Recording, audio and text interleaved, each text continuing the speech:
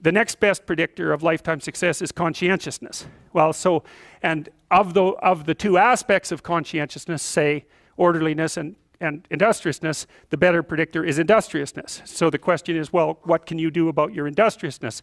And the answer to that is, well, that's kind of rough too, because there's a strong genetic component. But you can work on micro habits with regards to your conscientiousness. And I think the best micro habits, this is partly to do with this future authoring program processes, I think the best thing you can do with regards to your conscientiousness is to set up some aims for yourself, goals that you actually value. And the future authoring program helps people do that. And basically, it does a situational analysis of, it helps you do a situational analysis of your life more than a psychological analysis, I would say. And so the questions are something like, well, all right, you're going to have to put some effort into your life. And you need to be motivated to do that. And so what are the potential sources of motivation? Well, you could think about them in the big five manner. You know, if you're extroverted, you want friends. If you're agreeable, you want an intimate relationship. If you're disagreeable, you want to win competitions. If you're open, you want to engage in creative activity. If you're high neuroticism, you want security. Okay, so those are all sources of potential motivation that you could draw on, that you could tailor to your own, you know, your own personality. But then there are dimensions that you want to consider your life across. And so we ask people about, well, you know, if you could have your life the way you wanted it in 3 to 5 years, if you were taking care of yourself properly, you know, what would you want from your friendships? What would you want from your intimate relationship? How would you like to structure your family? What do you want for your career? Well, how are you going to use your time outside of your job? And how are you going to regulate your mental and physical health, and maybe also your drug and alcohol use? Because that's a good place to auger down, you know, because alcoholism, for example, wipes out, you know, 5 to 10% of people. So you want to keep that under control. And then so maybe, you know, you develop a vision of what you would like your life to be, and that associates the goal. Well, once the goal is established, and then you break down the goal into micro processes that you can implement, the micro processes become rewarding in proportion, in relation to their causal association with the goal, and that tangles in your incentive reward system. You know, we talked about the dopaminergic incentive reward system, and that's the thing that keeps you moving forward. And the way it works is that it works better if it produces positive emotion when it can see you moving towards a valued goal. Okay, well, what's the implication of that?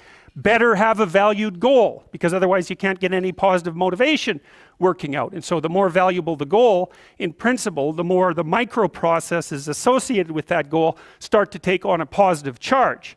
And so what that means is, well, you get up in the morning and you're excited about the day, you're ready to go. And so as far as I can tell, what you do is you specify your long-term ideal.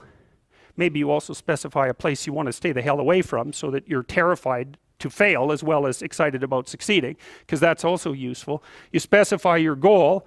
You do that in some sense as a unique individual. You want to specify goals that make you say, oh, if that could happen as a consequence of my efforts, it would clearly be worthwhile. Because the question always is, why do something? Because doing nothing is easy. You just sit there and you don't do anything. That's real easy. The question is, why would you ever do anything? And the answer to that has to be because you've determined by some means that it's worthwhile.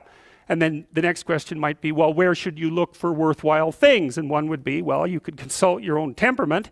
And the other would be, well, you kind of look at what it is that people accrue that's valuable across the lifespan. So you do a structural analysis of the subcomponents of human existence, and I already did that. You need a family, you need friends. Like, you don't need to have all these things, but you better have most of them. Family, friends, career, educational goals, plans for, you know, time outside of work, attention to your mental and physical health, etc. You know, that's what life is about. And if you don't have any of those things, well, then all you've got left is misery and suffering. So that's a bad deal for you. So once you set up that goal structure, let's say, and that's really in many ways that's what you should be doing at university.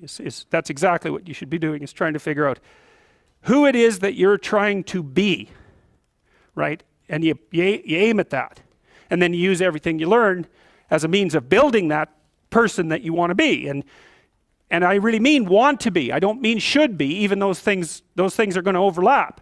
And it's important to distinguish between those because that's partly, and this is back down to the micro routine analysis. So if I was saying, well, you're going to try to make yourself more industrious. Okay, number one, specify your damn goals, because how are you going to hit something if you don't know what it is? That isn't going to happen.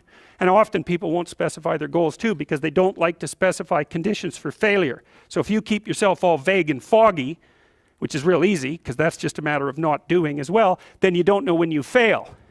And people might say, well, I really don't want to know when I fail because that's painful. So I'll keep myself blind about when I fail. That's fine, except you'll fail all the time then. You just won't know it until you've failed so badly that you're done. And that can easily happen by the time you're 40. So I would recommend that you don't let that happen. So that's willful blindness, right? You could have known, but you chose not to. Okay, so once you get your goal structure set up, you think, okay, if I could have this life, it looks like that might be worth living, despite the fact that it's going to be, you know, anxiety provoking and threatening, and there's going to be some suffering and loss involved in all of that. Obviously, the goal is to have a vision for your life such that all things considered, that justifies your effort. Okay, so then what do? Well, then you turn down to the micro routines. It's like, okay, well, this is what I'm aiming for. How does that instantiate itself day to day, week to week, month to month?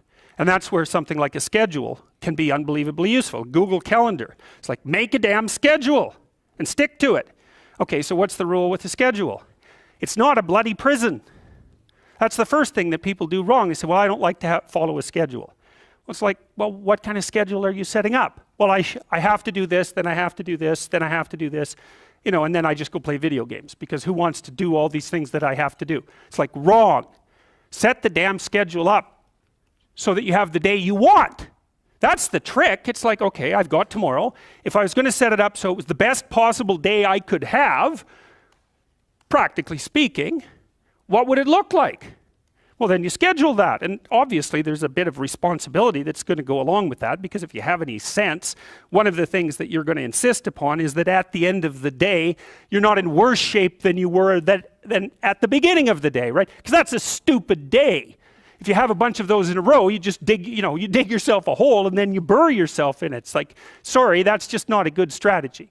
It's a bad strategy. So maybe 20% of your day has to be responsibility and obligation, or maybe it's more than that, depending on how far behind you are. But even that, you can ask yourself, okay, well, I've got these responsibilities. I have to schedule the damn things in. What's the right ratio of responsibility to reward? And you can ask yourself that just like you'd negotiate with someone who is working for you. It's like, okay, you got to work tomorrow. Okay, so I want you to work tomorrow. And you might say, okay, well, what are you going to do for me that makes it likely that I'll work for you? Well, you could ask yourself that, So maybe you do an hour of responsibility and then you play a video game for 15 minutes. I don't know, whatever turns your crank, man. But, you have to negotiate with yourself and not tyrannize yourself. Like you're negotiating with someone that you care for, that you would like to be productive and have a good life. And that's how you make the schedule. It's like, and then you look at the day and you think, well, if I had that day, that'd be good. Great. And you're useless and horrible, so you'll probably only hit it with about 70% accuracy, but that beats the hell out of 0, right? And if you hit it even with 50% accuracy, another rule is, well, aim for 51% the next week, or 50.5% for God's sake, or because you're going to hit that position where things start to loop back positively and spiral you upward. And so that's one way that you can work on your conscientiousness, is plan a life you'd like to have. And you do that partly by referring to social norms. That's more or less rescuing your father from the belly of the whale. But the other way you do that is by having a little conversation with yourself about, as if you don't really know who you are, because you know what you're like. You won't do what you're told. You won't do what you tell yourself to do. You must have noticed that. It's like you're a bad employee and a worse boss. And both of those work for you. You don't know what you want to do, and then when you tell yourself what to do, you don't do it anyways. You should fire yourself and find someone else to be.